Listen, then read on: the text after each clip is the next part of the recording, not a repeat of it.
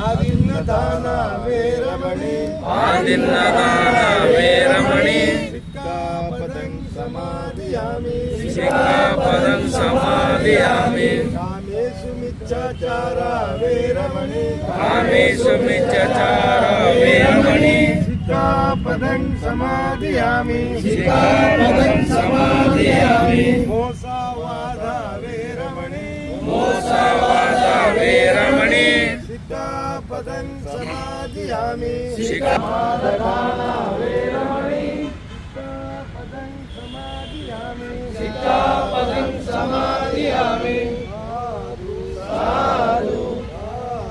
साधु बोलो भीम भगवान की जय। बोलो भीम भगवान की जय।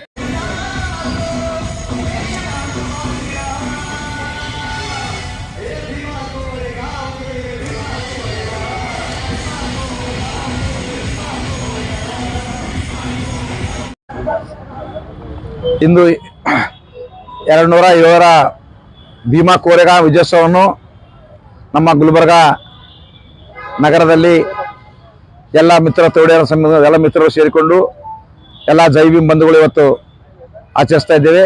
ಈ ಒಂದು ವಿಜಯೋತ್ಸವ ಯಾವತ್ತು ಬಾಬಾ ಸಾಹೇಬರ ಒಂದು ಹೋರಾಟ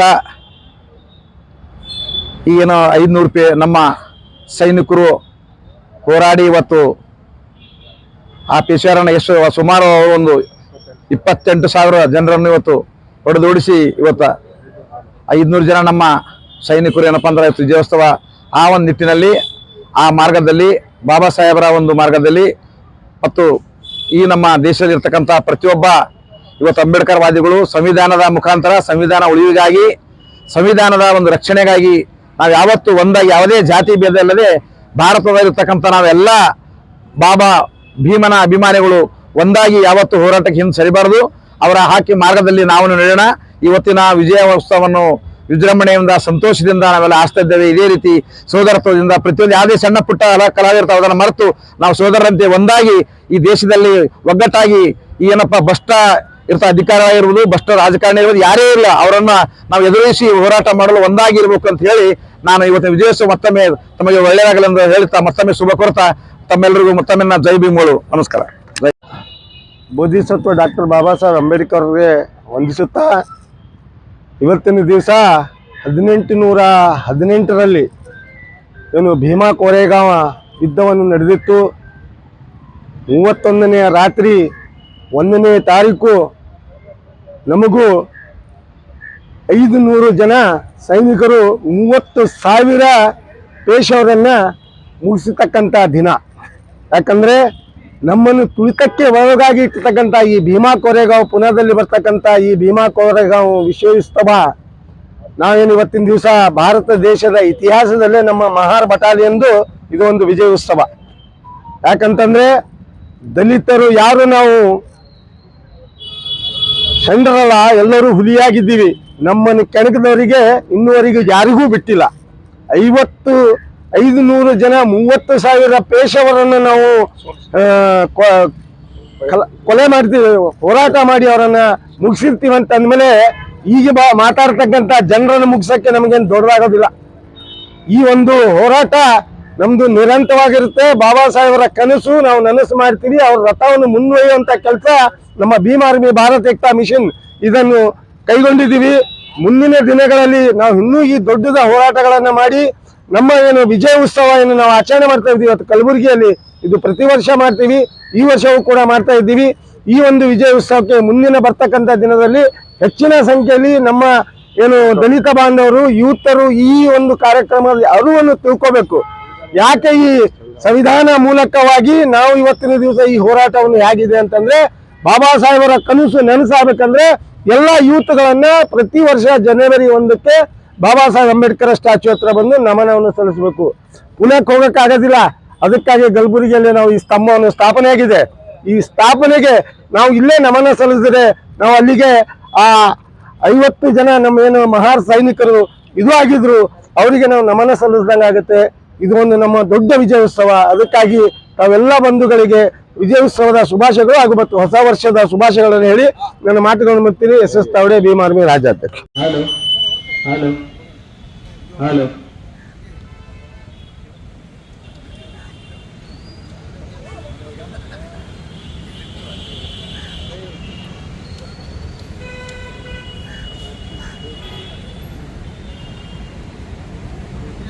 ಸದಸ್ಯರಾಗಿರ್ತಕ್ಕಂಥ ಮಾಂತಪ್ಪಣ್ಣ ಸಂಗಯ್ಯವರಿಗೆ ಭೀಮ್ ಆರ್ಮಿ ಸಂಘಟನೆ ರಾಜ್ಯಾಧ್ಯಕ್ಷರಾಗಿರ್ತಕ್ಕಂಥ ಶ್ರೀ SS ತಾವಡೆಯವರು ಮಾಲಾರ್ಪಣೆ ಮಾಡಬೇಕು ಅಂತ ಕೇಳ್ಕೊಳ್ತೀವಿ.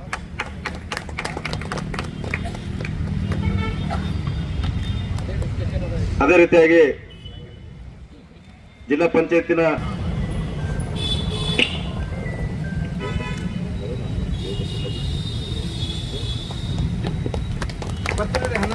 ಇನ್ನೊಬ್ಬ ಮುಖ್ಯ ಅತಿಥಿಗಳಾದಂತ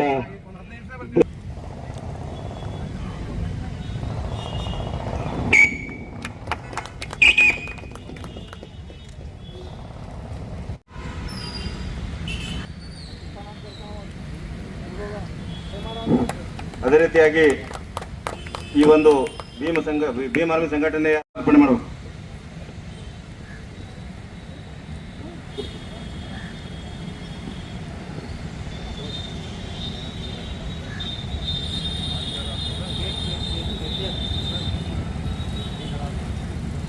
ಧನ್ಯವಾದಗಳು.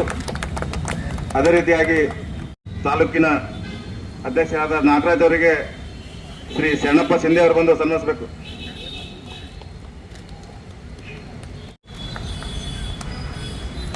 ಶಿವಪುತ್ರಣ್ಣ ಅವರು ಕೂಡ ಸನ್ಮಾನಿಸಬೇಕು. ಅವರಿಗೆ ಬಸವರಾಜ್ ಪಾಸ್ವಾನ್ ಬಂದು ಸನ್ಮಾನ.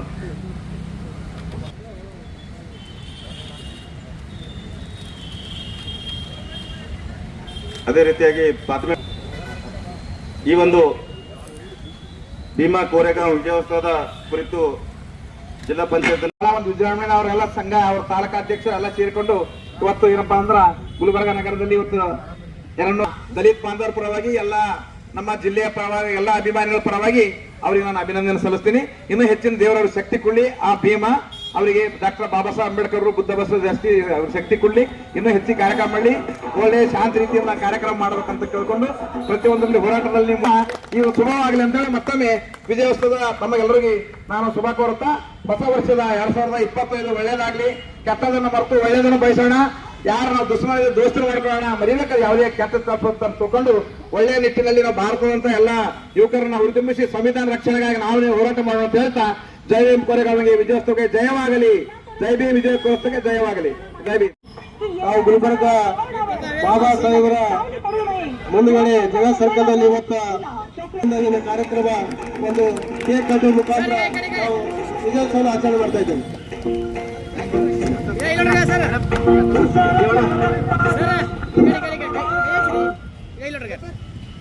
ಮೊಬೈಲ್ ಬಿಡ ಅಣ್ಣ ಅಣ್ಣ ಇಲ್ಲ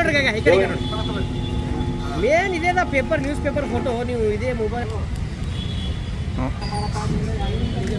ಕಾಂಗ್ರೆಸ್ ಪಕ್ಷದ ಮುಖಂಡರಾಗಿರ್ತಕ್ಕಂಥ ಮಲ್ಲಿಕಾರ್ಜುನ ನೆಲ್ಲೂರು ಅವರಿಗೆ ಕೂಡ ಈ ಒಂದು ಕಾರ್ಯಕ್ರಮ ಸ್ವಾಗತಿಸುತ್ತದೆ ಮತ್ತು ಅವರಿಗೆ ಶ್ರೀ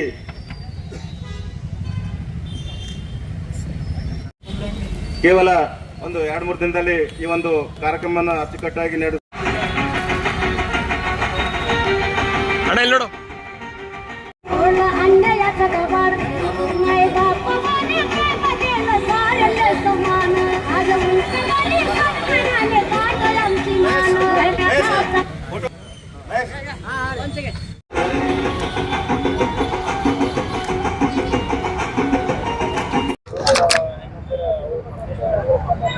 ಎಲ್ರಿಗೂ ಕೂಡ ಭೀಮಾ ಕೋರೆಗಾಂವ್ ವಿಜಯೋತ್ಸವ ದಿನದ ಆರ್ಥಿಕ ಶುಭಾಶಯಗಳನ್ನು ಕೋರ್ತಾ ಇವತ್ತು ಕಲಬುರಗಿಯ ಜಗತ್ ವೃತ್ತದಲ್ಲಿ ಭೀಮಾ ಕೋರೆಗಾಂವ್ ವಿಜಯೋತ್ಸವವನ್ನು ಆಚರಣೆ ಮಾಡ್ತಕ್ಕಂಥ ಈ ಸಂದರ್ಭದಲ್ಲಿ ಭೀಮ್ ಆರ್ಮಿ ಭಾರತ್ ಏಕ್ತಾ ಮಿಷನ್ ವತಿಯಿಂದ ಇವತ್ತು ಭೀಮಾ ಕೋರೆಗಾಂವ್ ವಿಜಯೋತ್ಸವವನ್ನು ನಾವು ಜಗತ್ ಸರ್ಕಲ್ನಲ್ಲಿರ್ತಕ್ಕಂಥ ಬಾಬಾ ಸಾಹೇಬ್ ಡಾಕ್ಟರ್ BR ಅಂಬೇಡ್ಕರ್ ವೃತ್ತದಲ್ಲಿ ಇವತ್ತು ಆಚರಣೆಯನ್ನು ಮಾಡ್ತಕ್ಕಂಥ ಸಂದರ್ಭದಲ್ಲಿ ನಾವೆಲ್ಲರೂ ಕೂಡ ಇವತ್ತು ಭೀಮಾ ಕೋರೆಗಾಂವನ್ನ ಯಾಕೆ ಆಚರಣೆ ಮಾಡ್ತಕ್ಕಂಥದ್ದು ಅಂತಂದ್ರೆ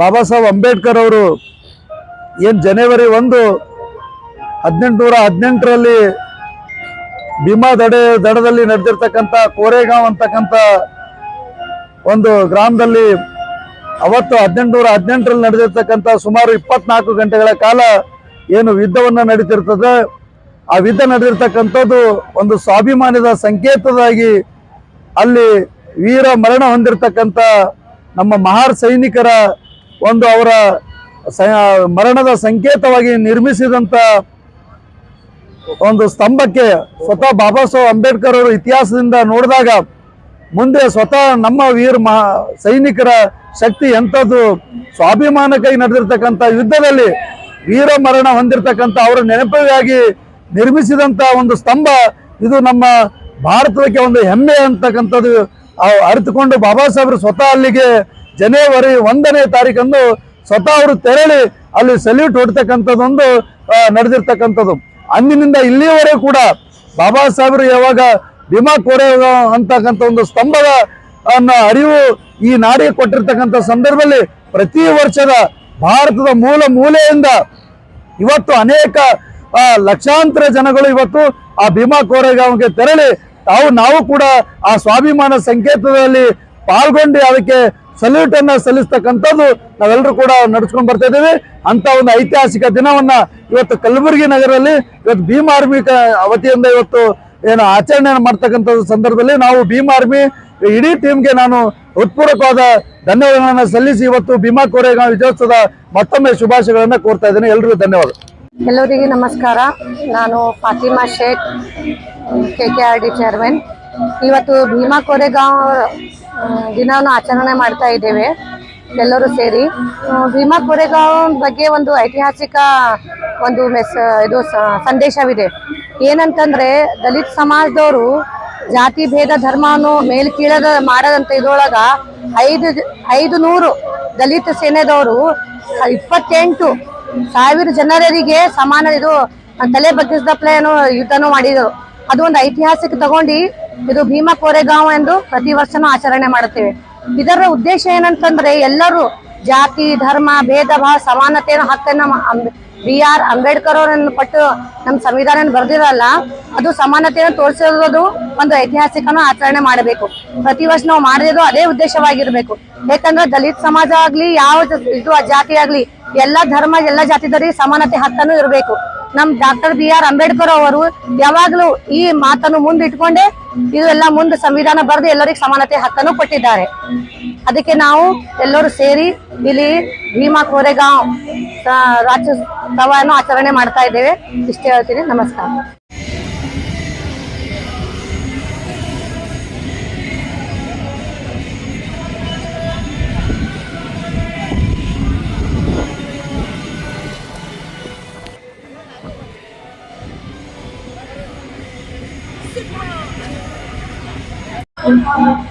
ಜೈ ಭೀಮ್, ನಮೋ ಬುದ್ಧಾಯ.